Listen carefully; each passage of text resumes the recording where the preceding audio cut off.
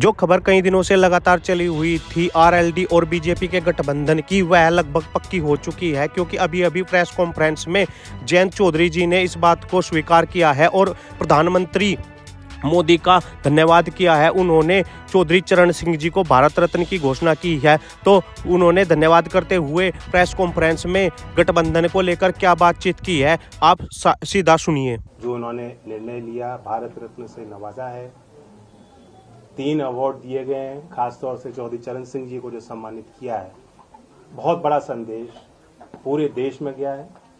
देश की भावनाएं इस सरकार के इस फैसले से जुड़ी हैं और ये साबित किया है मोदी जी ने कि वो देश की मूल भावना और चरित्र को बेखूबी समझते हैं और जानते हैं।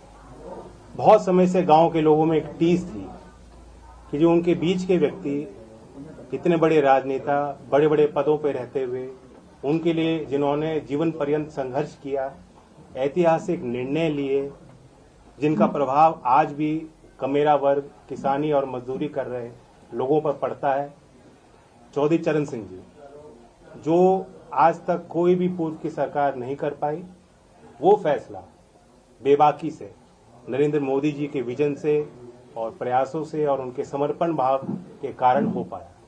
तो मैं फिर कोटि कोटि धन्यवाद देता हूं, आभार व्यक्त करता हूं। जो आज मुख्यधारा में लोग नहीं हैं, उनकी हिम्मत बढ़ाने का फैसला आज भारत सरकार ने लिया है। पूरे देश में सभी चौधरी साहब को मानने वाले लोगों के लिए खुशी की पल है। मैं चौधरी अजीत सिंह जी को भी याद करता हूं, ये उनका सपना था और इसलिए मैं कहता हूं दिल से मोदी जी को विशेष तौर से धन्यवाद और आभार कि आपने आज चौधरी अजीत सिंह जी का अधूरा सपना पूरा किया।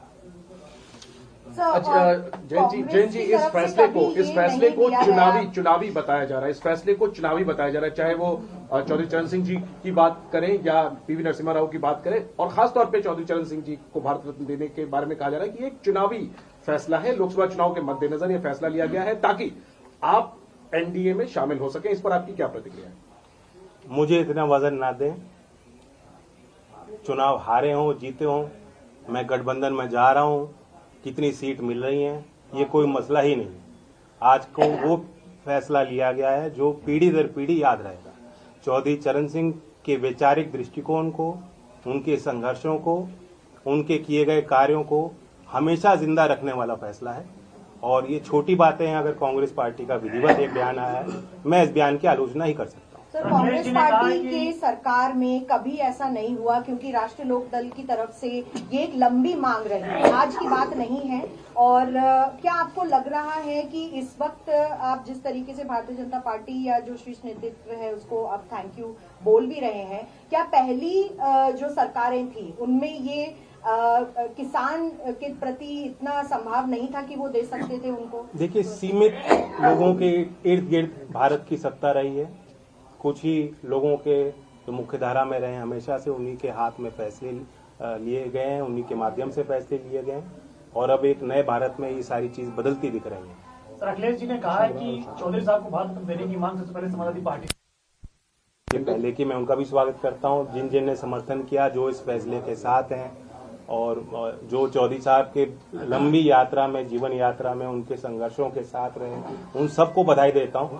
ये अकेली कोई हमारी जीत नहीं है, सबकी जीत है और श्रेय सबको जाना चाहिए। सर, कि अब आप भाजपा के साथ हाथ मिलाने के लिए तैयार हो, आप भाजपा के साथ हाथ मिला रहे हैं? देखिए, कोई कसर रहती है, आज मैं किस मुंह से इनकार करूं आपके सवाल। जो आपने बात पूछा कि कांग्रेस में पहले निर्णय नहीं लिया गया, मैं तो अंदर से जानता हूं कितनी बार चौधरी अजीत सिंह जी के मन में ये बात उठी, कितने बार उन्होंने प्रयास किए।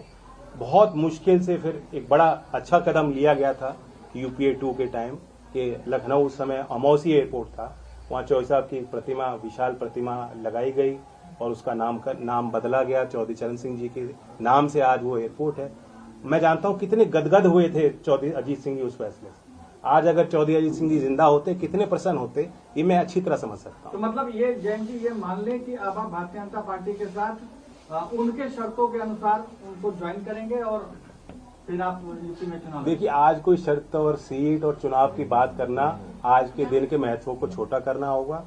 ये दिन, ये पल बार बार नहीं आते और इस जश्न में सब लोग शामिल हैं। बीजेपी से सर दूरियां कम हो गई है, इस बात को मान लें हम लोग? जब मैं इतनी बड़ी बधाई दे रहा हूं, प्रधानमंत्री जी ने आज वो फैसला लिया जो साबित करता है कि देश के मूल भावना और चरित्र को समझते हैं। चौधरी चरण सिंह जी के हर एक अनुयायी के दिल को जीतने का काम आज मोदी जी ने किया है।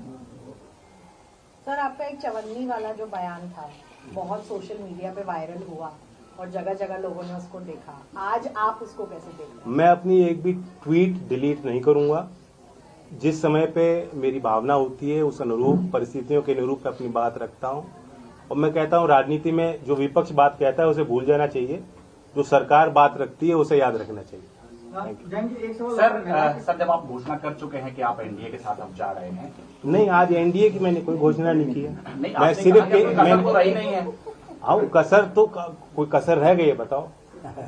इतना बड़ा फैसला लिया हो। ऐसे में अगर आप सीटों के बारे में भी चर्चा कर ले तो मैं कहा सीटों की कोई बात ना मैं आपके साथ करूंगा, ना मैं किसी प्रधानमंत्री और सरकार में शामिल लोगों के साथ बैठ कर करूंगा, बीजेपी के किसी व्यक्ति के साथ नहीं करूंगा। आज तो मैं उनको धन्यवाद देता हूँ।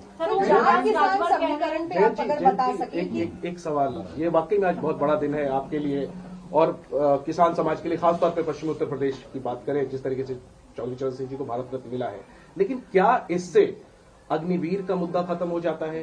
क्या इससे किसानों की एमएसपी की मांग जिस पर आप लगातार संघर्ष करते रहे थे वो मुद्दा खत्म हो जाता है? क्या इससे जो 1.5 साल दिल्ली की सीमा पर किसान आंदोलन चला जिसमें कई किसानों की जान गई, जो मुद्दा आप उठाते रहे, वो मुद्दा खत्म हो जाता है? इसका आप क्या जवाब देंगे?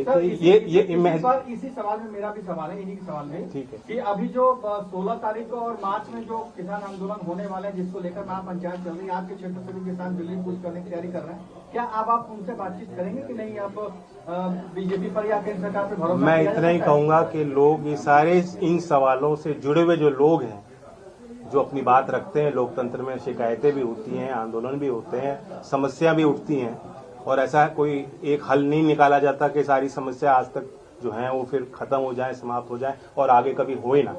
तो ये एक सतर्क प्रयास होता है भारत सरकार का, जो किसानों के प्रति जो उनके भाव हैं, गांव के और कमेरा वर्ग के प्रति जो उनकी इच्छाएं हैं, जो समर्पण है, जो इच्छा शक्ति है, आज उसे उन्होंने प्रदर्शित किया है। और लोग हिम्मत ले सकते हैं इस निर्णय से कि अगर कोई सरकार चौधरी चरण सिंह जी को इतना बड़ा सम्मान दे सकती है, तो जो मुद्दे चौधरी चरण सिंह जी के अहम मुद्दे रहे, जिनके लिए उन्होंने काम किया, जिस वर्ग के उत्थान के लिए उन्होंने प्रयास किए, उनकी बात भी मानी जाएगी।